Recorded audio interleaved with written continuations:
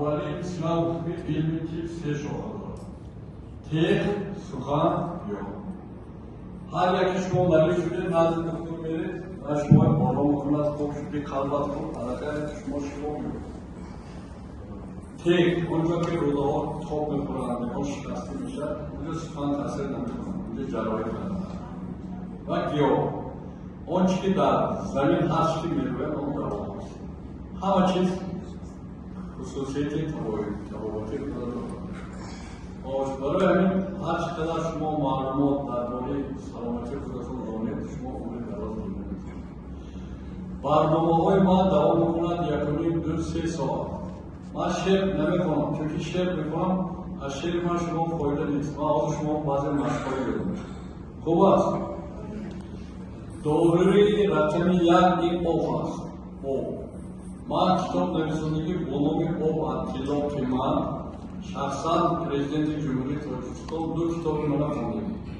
همین کتاب آب خواندم که مسئله آب برداشتم. آب نیست، انسان نیست، حیات نیست.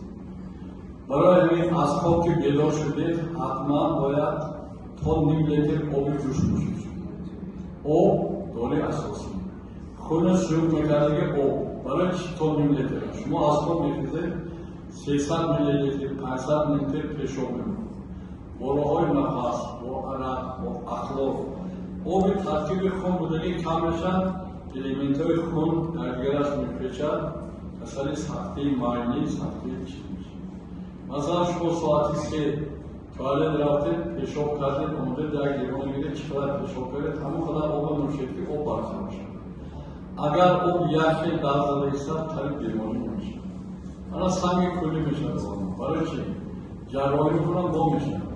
برنامه من ساختگی باید هر یک بچه که مکتب میره دوام 5 ساعت نیم لیتر آب نوشد. آب این بنزین و انرژی مقدم میکند.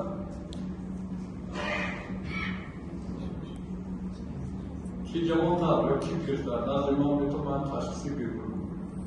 بکن تشخیص. کی میخواد؟ روزا تشخیصی من $200.